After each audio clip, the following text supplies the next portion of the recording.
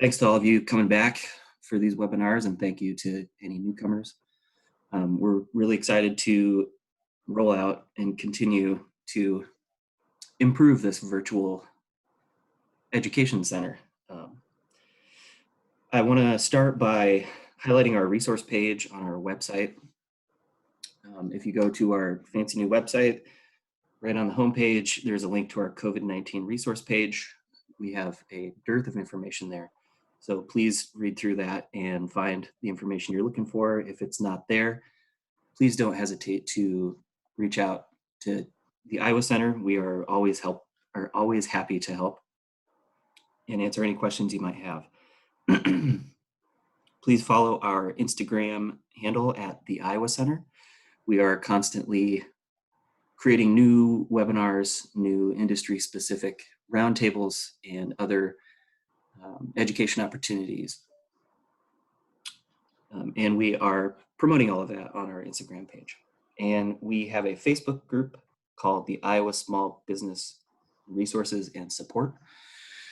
That's been a really wonderful space for small business owners to come together and ask questions and talk to each other and learn a little bit more about how everyone is handling the very unique situation that we all find ourselves in today. So without a whole lot more from me, I want to turn it over to Samantha Wagner. She is going to talk about social distance for the small business, managing legal concerns for small businesses during COVID-19, part 2. Take it away, Sam. All right, thanks, Russ, and thank you to all of you for being here today. I'm going to try to share my screen so y'all can see the PowerPoint that we're going to go through. All right. Let's see here. Okay, can everybody see that? Russ, can y'all see that? Yep, you're good. Okay, awesome. All right, thank you. So, as I'm sure you are all aware, things are changing at almost a breakneck pace right now. There has been new legislation that has been passed, and it looks like there could be more on the way. This is an unprecedented situation that we find ourselves in. So the legal community and small business owners are, really trying to adapt in a timely fashion. It has been challenging to try to keep up and make sure that I have the best information available for clients. So, with everything, stay tuned for more. Things are constantly changing, and I imagine that as we get more time to get a sense of things that are in the CARES Act, for example, more and more guidance will be made available. So really quickly, there was a part 1 of this webinar that we did last week, and now we are talking about part 2 because things are changing every day. Will we have a part 3, 4, and 5? Remains to be seen. So today, lawyers love a disclaimer, and I am no exception. Today we're talking about general legal information, and none of this should be construed as legal advice specific to your situation. I always tell people that the facts change the answer, and there can always be more than one right answer depending on the specific situation. So, certainly in order for it to be legal advice specific for your situation, you'd have to be my client. If you want to be my client, you should apply. The easiest way to apply to be a client of Iowa Legal Aids is to email me directly at swagner@iowalaw.org. Otherwise, you can call in. We are working remotely, but our hotline is up and running. So, certainly, if you think that you would be eligible, you should apply. Generally speaking, we are at or around 200% of the poverty line. But we have a little bit of flexibility in that, and these are sort of unprecedented times. So if you If you think you would be eligible, please apply. Okay. Otherwise, if you don't think that you would be eligible for our services, the Iowa State Bar Association has a Find a Lawyer search that could be helpful for you. Attorneys who participate in this will consult with you for $25 for the first 30 minutes. So if you have something that you need reviewed, or you know which questions you have specifically, this would be a great way to get those questions answered. Additionally, a collaboration between the Iowa State Bar Association, the Polk County Volunteer Lawyers, and Iowa Legal Aid, in consult with Governor Reynolds' office, has created a legal hotline for folks who would not be eligible for legal aid services for any number of reasons, for immigration status or income reasons, and pro bono attorneys are going to be staffing that line, which is really great. If you want more information about that, I'm sure that Russ or Zach would be happy to follow up with a link to that. I forgot to include it in the PowerPoint, but Iowa State Bar Association should have information too. Additionally, the Iowa Legal Aid website has a coronavirus COVID-19 page with the rapid development of information that's coming out, things about the eviction moratorium, questions that folks have about utilities, unemployment. As things change, check our website. Our litigation director has been working tirelessly to update that. So I am only an attorney, and the advice that I'm going to give you is legally minded. There are a lot of questions right now that I think have a lot more to do with business development or business strategy, and there are any number of resources available to you to get some of those questions answered or to come up with those unique solutions. The Greater Des Moines Partnership has been coming out with a lot of different webinars or conference calls. The Iowa Center has been doing an incredible job, as you guys know, because you're here, in making resources available to folks and getting information to people. So the good news is that you are not alone in this adventure. We talked last time a little bit about some of the programs going on through the state of Iowa. I think the deadline for one of them was yesterday, but if I am not mistaken, the program for solo member businesses is still going. I encourage you to apply early and often, and to look into those resources if you think that you would be eligible for them. I know that the Iowa Center is certainly making information available about those programs too, and is available to help answer your questions. So what's new since the last time that we talked? So the federal government passed the Coronavirus Aid, Relief, and Economic Security Act on Friday, which increased the availability of unemployment insurance benefits to folks who are self-employed, contract workers, people who are otherwise ineligible for state unemployment benefits or have maybe exhausted the benefits.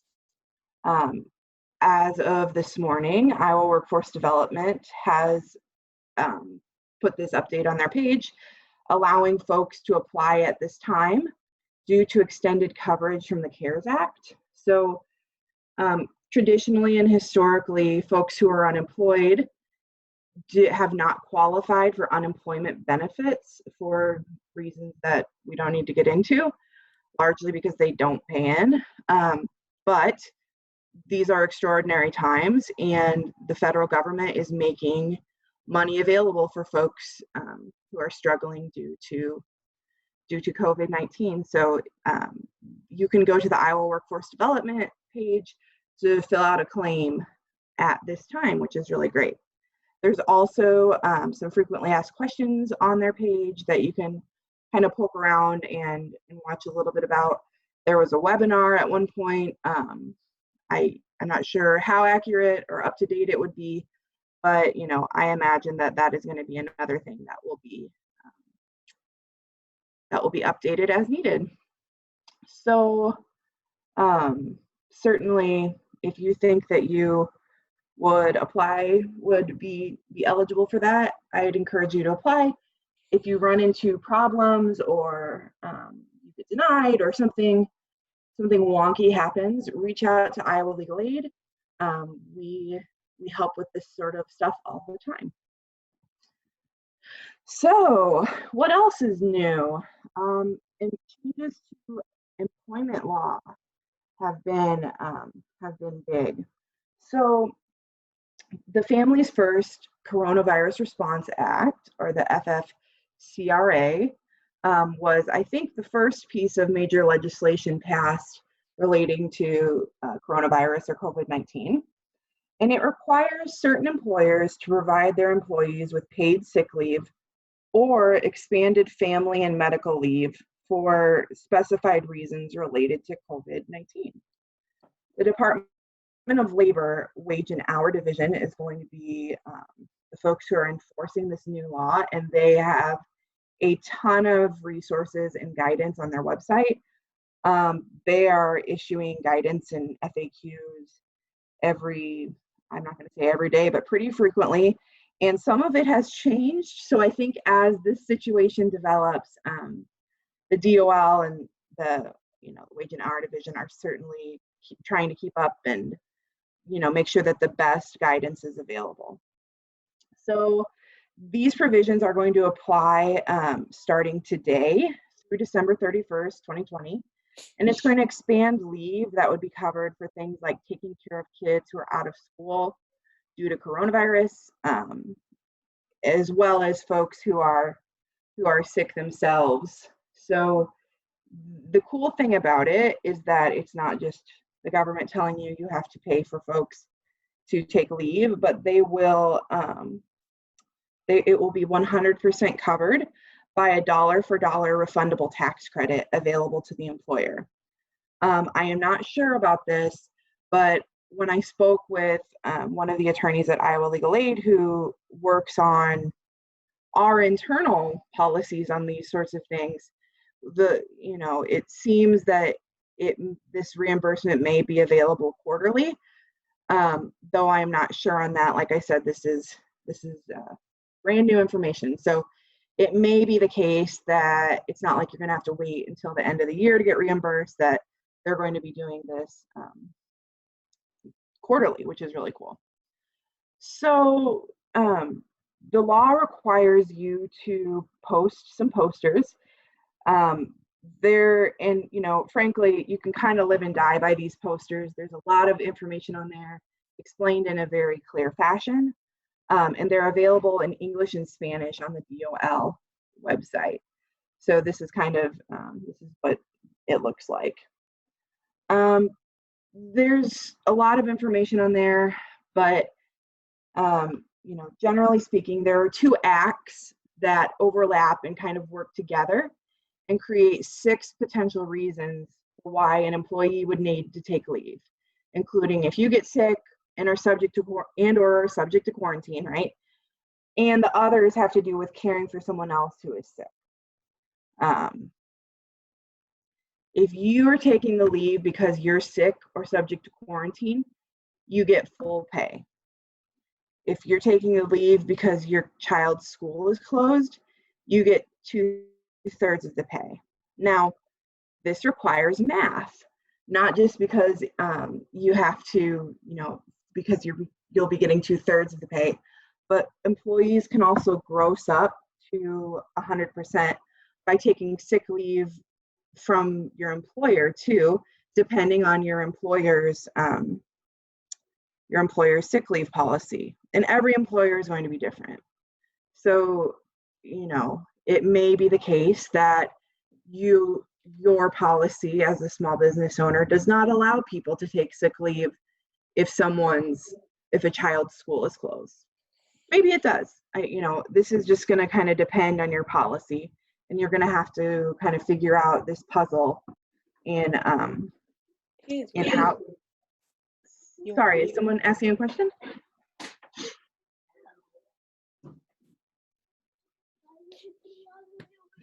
Okay. Sorry, I Can thought I it, heard some. sorry, can everyone just make sure that their microphones are muted? Thank you.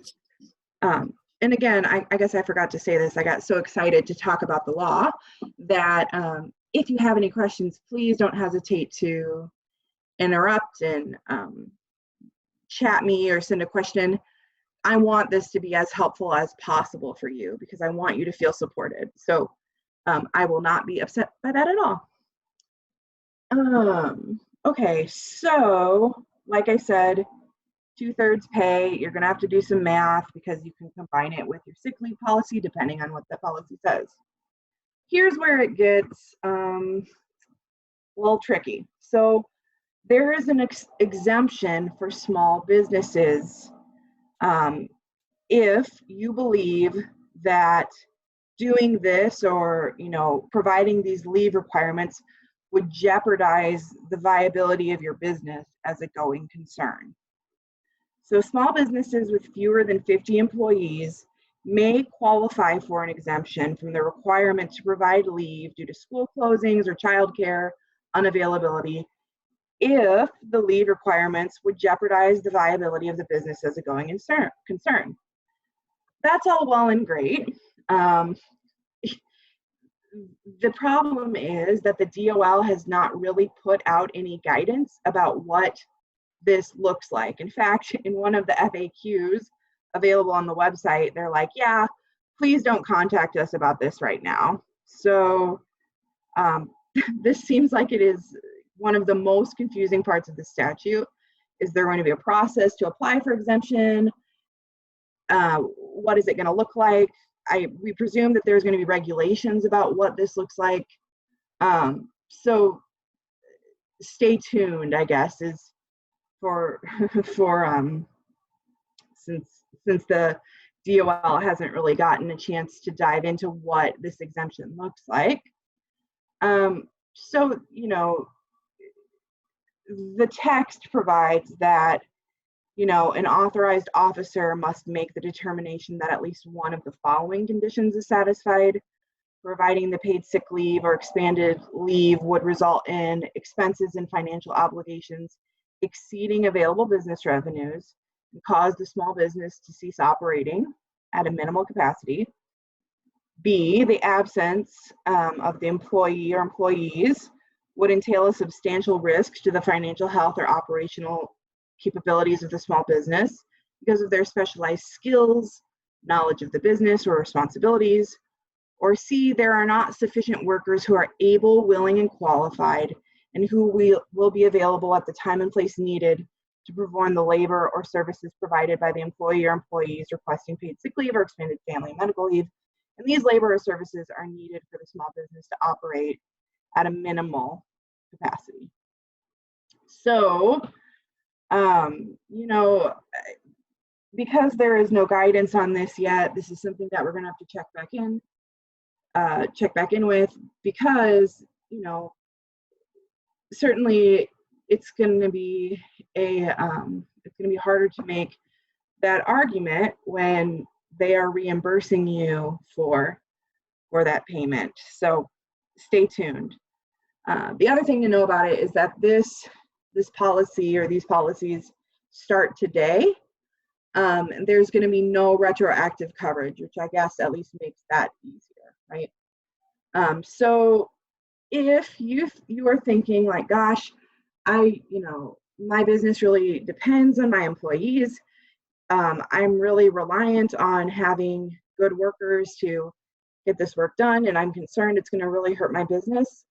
You need to talk to your attorney about whether you can get an exemption about this. At the very least, I would want a letter in, my file,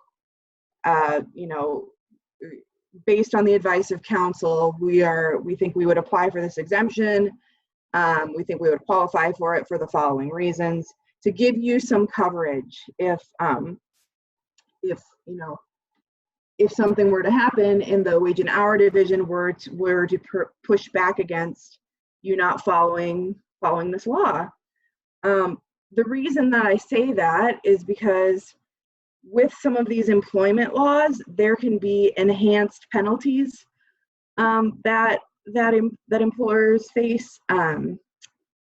Certainly, the wage and hour division takes employment law seriously, and certainly you would want to make sure that you are covered if you are going to be doing something like this. So if this is something that you're thinking about, you should speak with an attorney early and often.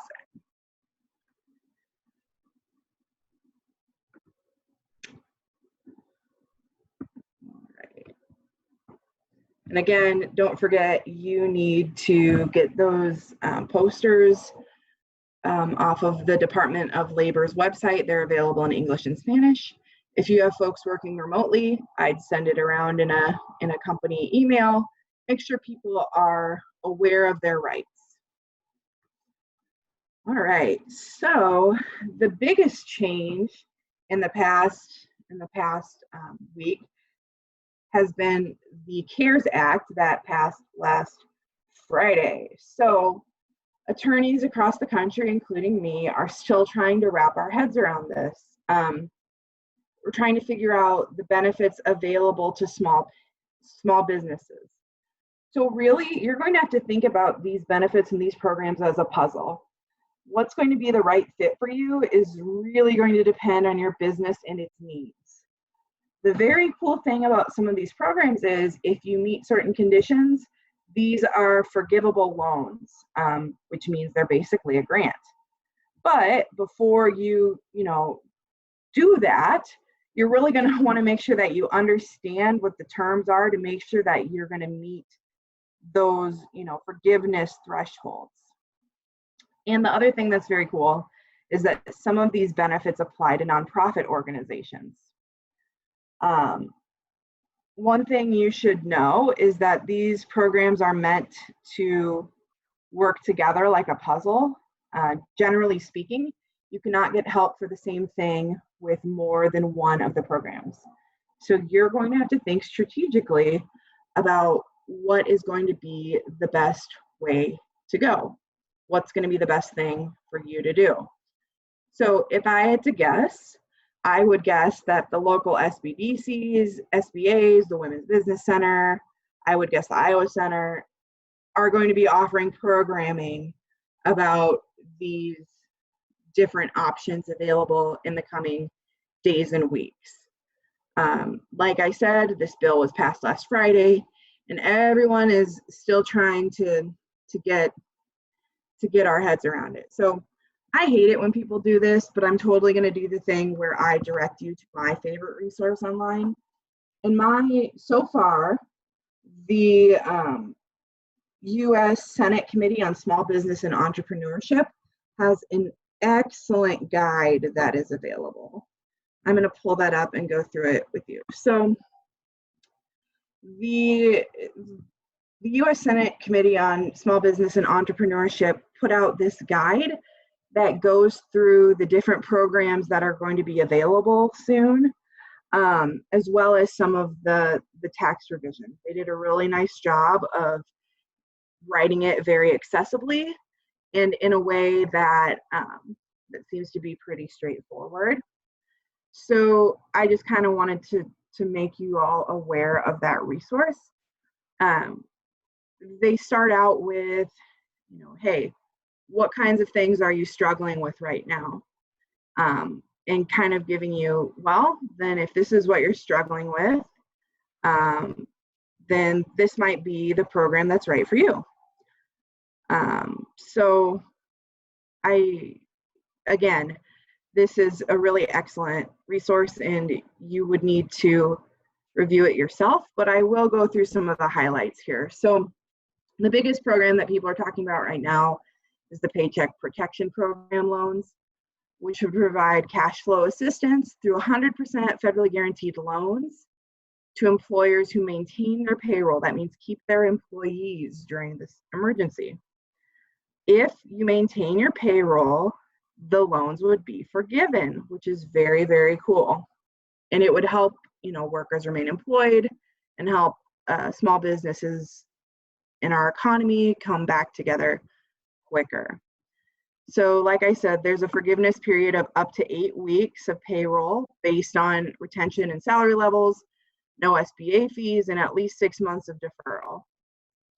And you would be eligible to apply if you were harmed between February 15th, 2020 and June 30th, 2020. And these loans are going to be available through June 30th. So I like this guide because I think they do a really nice job of laying out the types of questions that people have. Who can apply? What are the rules? How is your loan size determined?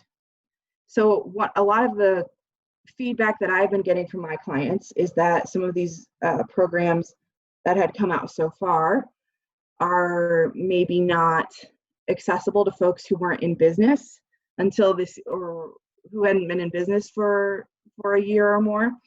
And the nice thing about this is that I think it contemplates that. If you were not in business between February 15th, 2019 or June 30th, 2019, blah, blah, blah, here's how we would calculate the size of your loan.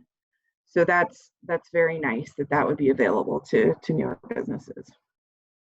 So it goes through the types of costs that would be eligible for payroll, what would not be eligible, what you can use the loan proceeds on, what you can't, how to make sure that you're going to get forgiveness for this, and different practical questions about how this is going to work. So I think the most helpful is, how is this loan going to coordinate with existing loans? And they kind of lay that out. And they also lay out how is this going to work with the emergency economic injury grants that were also part of the CARES Act. And they make it very clear that you can take out both as long as there's no duplication in the uses of funds. And as an attorney, I would advise my clients who are thinking about applying for this this program to make sure that it's very well documented about what money is going to go where, what we intend this money to be used for. I would want to make it very clear so you have the best chance of getting forgiveness as you can. I'm going to scroll down to the bottom of this, and it goes through some of the small business tax provisions that were passed as a part of this bill. The employee retention credit for employers subject to closure experiencing economic hardship, refundable payroll tax credit, and the delay of payment of employer payroll taxes until 2021 and 2022. The thing I will have you know is that these credits are not available to employers who are getting help through the Paycheck Protection Program, which is the loan program that we just went through. So the biggest thing that I am seeing with this Paycheck Protection Program is that if you accept it, you are there are other benefits that you would not be eligible for, which is why I think you really do have to sit down and figure out your own puzzle and how these things are going to fit together. So the Small Business Debt Relief Program provides immediate relief with non-disaster SBA loans, in particular 7A, 504, and microloans.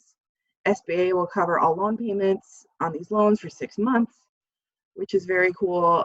It's available to new borrowers who take out loans within 6 months, which is also very great. So how do I know if I'm eligible? What is this type of loan? They really do a good job laying that out. They also go through the economic injury disaster loans. And the big draw of these is that there is a cash advance available within 3 days of applying. And you do not have to repay the advance under any circumstance. So that, in that sense, it's a lot more like a grant too. They go through when these are available or how to apply for them too. So again, I hate it when people just kind of point you to another direction, point you to another resource, but in this case, it's really helpful, and I, don't reinvent the wheel, right? So a couple other resources that I wanted to make you guys available, um, make sure that you guys are aware of as you're kind of trying to figure out what it's going to look like to figure this puzzle out. The SBA has done a nice job of laying out these different programs that are available. Typically, there's a bridge loan program available to folks who already have a business relationship with the SBA Express Lender. It's contemplated that these bridge loans are going to be repaid in full or in part by proceeds from the EIDL loan that we just talked about. So, they also kind of go in to explaining more about the different programs available. So the SBA site is a good resource, and you should check back on your local SBA sites and SBDC sites for when training would be made available to help you better understand the ins and outs of which programs would be the best fit for you. The last thing I wanted to make you aware of was the National Federation of Independent Business has done some programming on this issue too, and they have a very nice side-by-side comparison of the EIDL and the Paycheck Protection Program loan that goes through the sorts of, okay, so if I'm thinking about which one I want, I can kind of look at these things side by side. And the thing I'll point out about both of them is that there's no collateral requirement, which has been an issue for a lot of our clients. Maybe you run a smaller business out of your house. You don't have a ton of equipment that you can put up for collateral. So that's really helpful, and kind of goes through the availability for folks too. And the last thing I'll point out is that they link to all these applications down here at the bottom, which I find very useful. So let's see here. Will these links be sent out to us? I haven't seen this one before. I am happy to send out a list of links to folks after we're done. And I can also attach the links that we went through last time too, if that would be helpful. Otherwise, I will send it to Zach or Russ, and hopefully they can get it to you. Otherwise, you can email me directly, and I would be happy to follow up. Again, my email is swagner, so SWAGNER @iowalaw.org. Okay. I'm gonna jump in real quick, if you don't mind, Sure. Sam. Go ahead. Lisa just posted a link to this resource on our Facebook group that was mentioned earlier. That is, once again, Iowa Small Business Resources and Support. And all of these links will also be added to our COVID-19 resource page on the website. Awesome. There you go. Any other questions or stories or jokes or anything else at this time? Okay, seeing none, I will march forward, but again, please feel empowered to ask questions. This is only as useful as it's helpful to you. So as you try to figure out your puzzle and what that's going to look like, okay, go all the way back to the beginning. Like I said, this is going to be an adventure as you sit down and try to figure out what things apply to you. Let's see one more question here. Russ, what was that Facebook page? Russ, can you enlighten folks about the address or the URL for the Facebook page, and I can type it in here? Yeah, I don't know that Russ is on, but I can share that. It's Iowa Small Business Resources and Support. Laura typed it in. Thank you, Laura. Oh, perfect. And Lisa posted a link in the chat there, so that's perfect. Teamwork. All right. All righty. So as you're getting ready to apply, call your lender. Chances are they're already an SBA lender or will be designated to be one soon. You can look at sba.gov for a list of lending institutions that are. The second thing is, I think a lot of these applications are available now, but at the beginning of the week they were not. So either way, it's going to be so much easier to sit down and fill out that application if you've already gathered the necessary information about your business.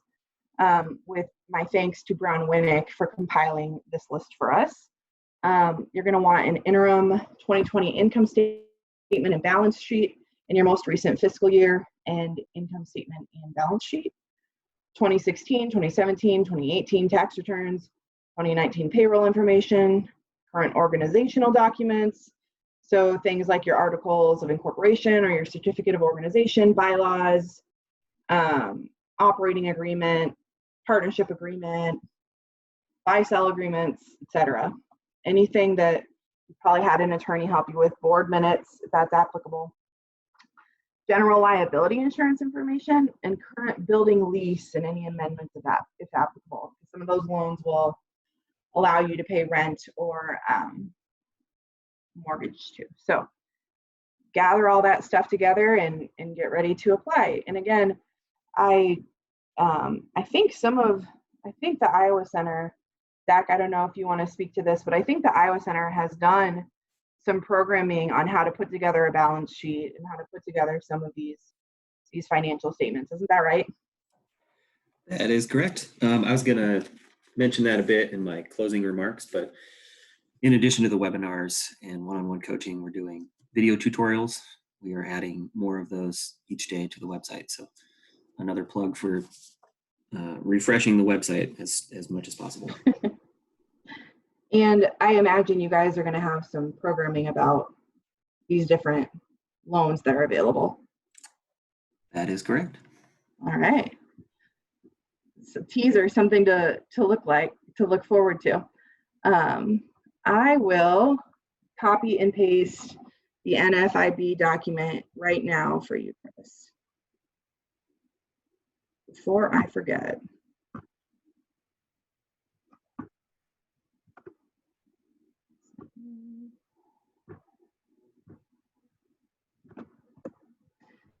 You're welcome. All right.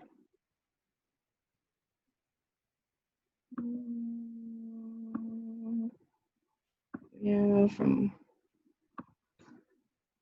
right. To figure out how to do that show for button, huh? All right. So that's sort of the quick and dirty on these new programs that are available. I think there's a lot of very cool stuff that's going to be happening, and it's just going to be a matter of figuring out what is best for you. Can you apply for the EIDL and PPP programs? So again, those resources that I linked to are going to be the best resource in answering those questions and figuring out how those things fit together. But generally speaking, it's my understanding that you can apply for both as long as they're covering separate things. So you can't get both loans to cover March payroll, for example, but if one was for March and one was for April, that might be okay. Again, I'm going to direct you back to the guidance that I sent out to better understand the ins and outs of what that would look like, but I know that there is a no against double dipping and having those programs apply to the same sorts of expenses. So that's sort of the new stuff that's coming out right now.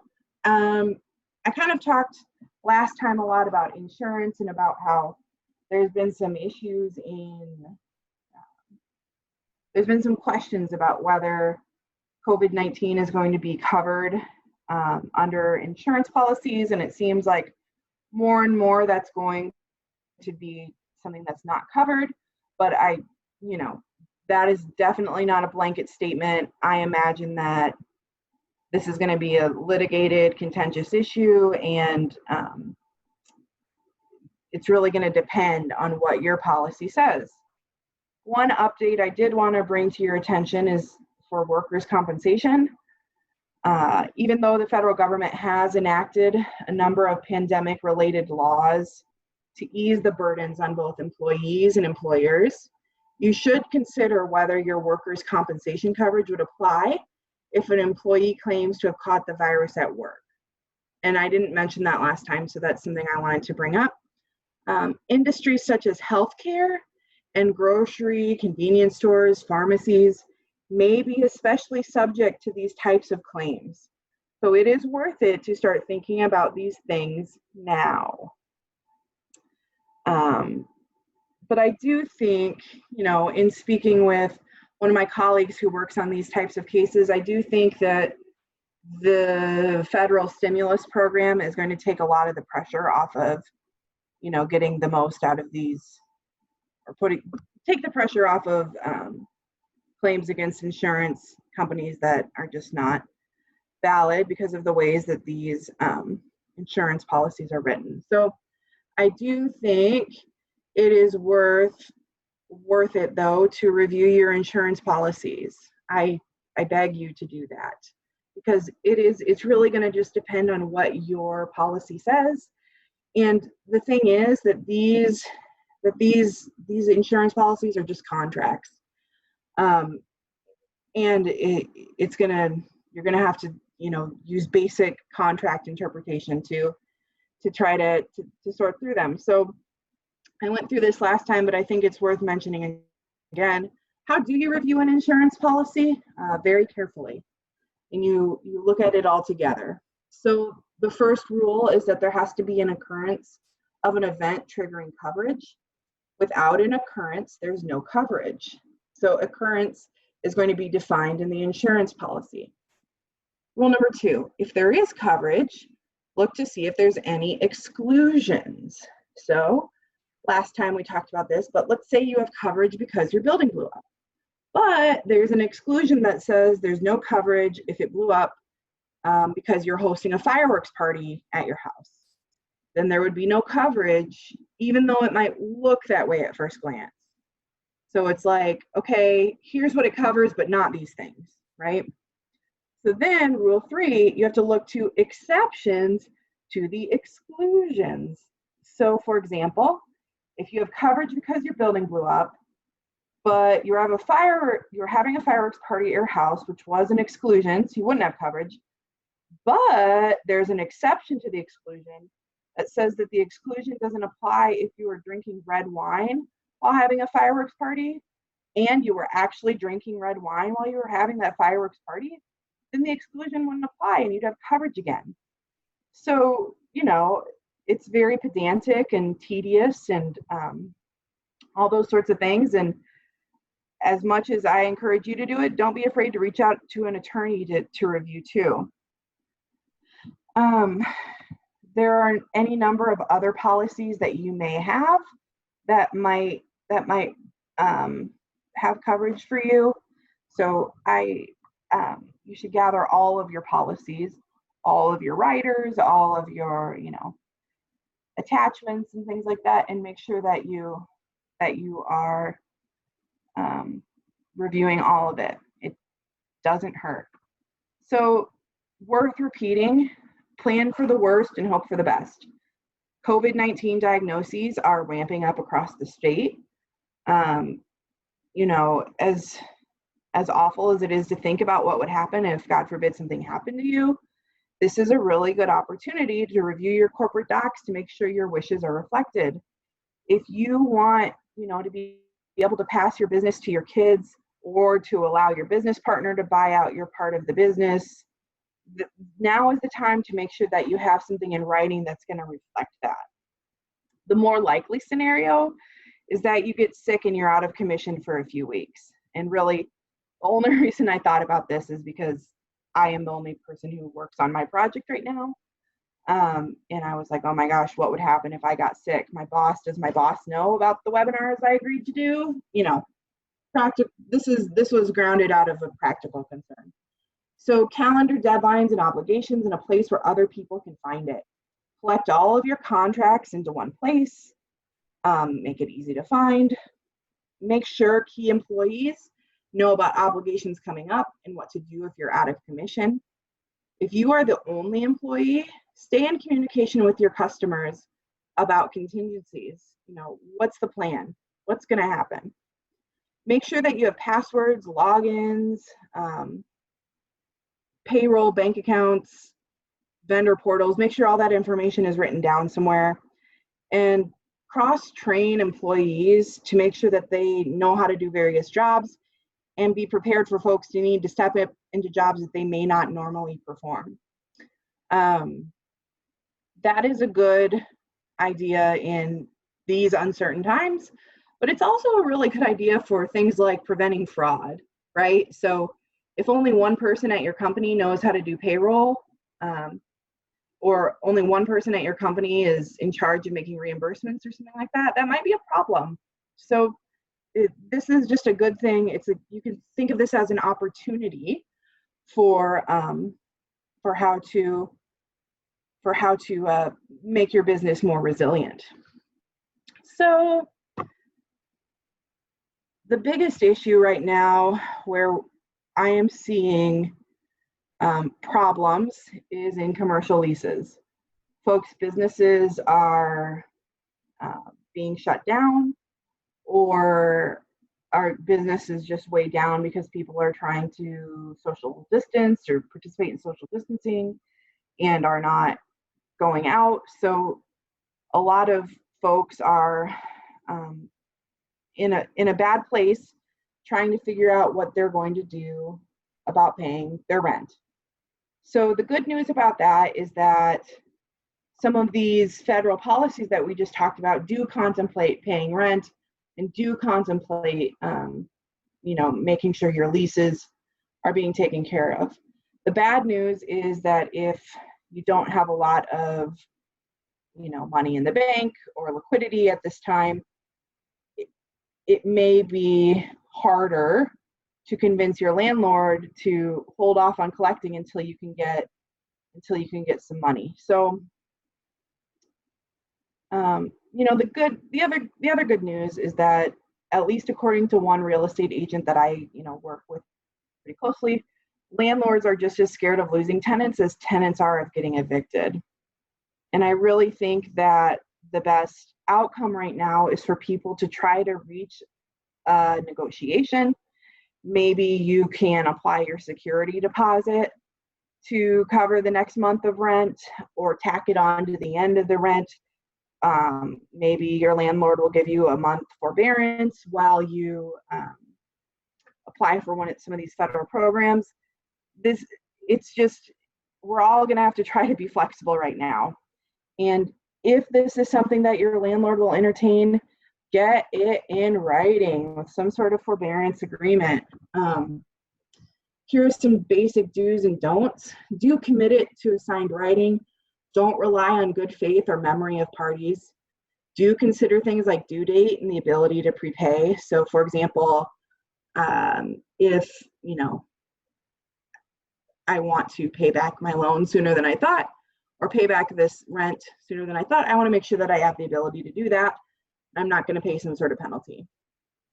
Do state that you are not waiving any rights or remedies that you'd otherwise have under the lease.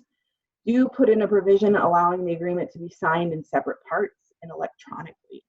Again, it doesn't have to be complicated. It can be really straightforward. So what happens if my landlord won't negotiate and I can't pay? Well, it's legal aid's position that commercial landlords have to follow the same due process provisions that residential landlords have to follow. They have to provide a notice and hearing to evict commercial tenants. That said, many leases provide contractual liens, giving the landlord the power to lock out the tenant for defaults, including non-payment of rent. regardless of our position that it's improper, it's something that can happen and you need to be aware of it. Some leases I've seen even give the landlord the power to seize the items in the commercial location and sell them to recoup losses. I talked to another attorney who deals with these types of leases all the time, and she's like, oh no, that's not going to happen. And I was like, well, actually I've seen it, so be very cautious. That's not something that you want to be surprised by. I had a case once where the main person who ran the business had some really special personal affects in the commercial premises, including items belonging to a deceased child. And that was, really, we were all really worried about whether she's going to be able to get that stuff back. And, you don't want to be in that position. So if you find yourself, it's in everyone's interest to come to an agreement. I can't make people be reasonable. I can't make people see reason. So if you find yourself in a position where your landlord will not be reasonable and come to an agreement, give us a call, talk to an attorney, and figure out what your rights might be. I do think that the landlord needs to mitigate. I do think that, generally speaking, there are rights under contracts, and you want to make sure that you're taking full advantage of that. But here's the thing. I truly believe it's in everyone's interest to come to an agreement, especially right now. Lawsuits cost money. Lawyers cost money. If there were issues in the lease to begin with, or you may not, or if you have other defenses, it's not necessarily a slam dunk case for them. Plus, I think they have a duty to mitigate. And then if they do get a judgment against you in court, there's no guarantee you could pay it. Garnishing your bank accounts or executing against your property costs money. Plus, the law provides protections for you personally and preventing some of your income or assets from being taken. Of course, there would also be protection if you had signed this agreement in your capacity as the LLC, for example. Problem is that a lot of people are agreeing to be personally responsible for these types of leases. So if you find yourself in a situation, which I have some folks who certainly are in this position right now, give us a call, talk to an attorney. Let's see if we can't figure something out. Sometimes getting an attorney involved helps everybody kind of cool their jets and come to an agreement. But unreasonable people are going to be unreasonable. What can you do?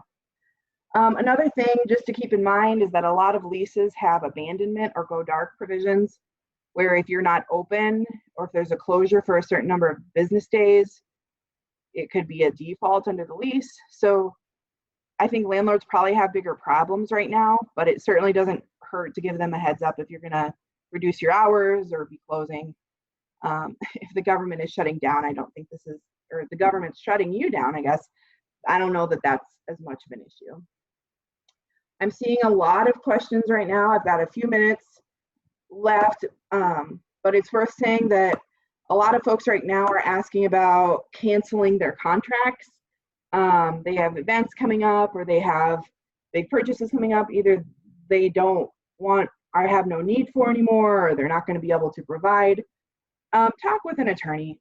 It's really going to come down to the sort of fussy, pedantic language of these agreements. And you want to start thinking now, if you think that there's going to be a contract that you don't want to be involved in coming up in May or June, for example, right? The most recent projections have this crisis lasting for maybe a little bit longer than we would all hope for. And it certainly doesn't hurt to try to get ahead of these things. And if, for example, you have a contract with a caterer for an event that's at the end of May, maybe we start thinking now about whether we want to move that to the fall, and we can give that caterer plenty of notice and see if they'd be willing to just renegotiate that agreement to, provide it in the fall for the same price, so that they're not buying all the chicken that they're going to be cooking or whatever it is. and everybody can sort of manage their risks in that way. Again, this is a very uncertain time. I think we're all feeling overwhelmed and confused and like, oh my goodness, what is going to happen next? I just want to say that Iowa Legal Aid is here for you. If you think you would apply or if you think you'd come close, please let me know and we can do a quick intake. We do have a little bit of discretion for folks who are a little bit over 200% of poverty line, especially for some sort of commercial lease dispute. That's an issue that I'm really passionate about.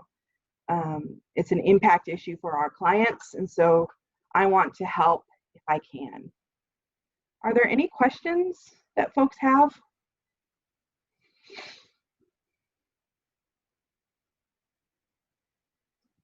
Well, I'm not seeing any questions. Maybe short story time or uplifting stories. Seeing none, I will thank you for your time. I want to thank the Iowa Center for helping coordinate this webinar and for just being all around lovely people to work with. I also want to thank some local law firms, Brown Winnick, Davis Brown, for generously sharing their materials and allowing us to link to them. One of my colleagues, Chris Steff at Galanis, Pollock, Jacobs, and Johnson in Milwaukee. And of course, my colleagues at the Iowa Center, Evelyn K. Davis, the Small Business Development Centers, are working tirelessly to make sure that small business owners are taken care of at this time. And it is a privilege and an honor to work with them and to try to help you all during this time. You know, I always tell my clients that there's no way that I could own a small business because I am not nearly brave enough, and I truly believe that. You are a brave and enterprising bunch, and I want to help you, and there's a lot of people out there who want to help you.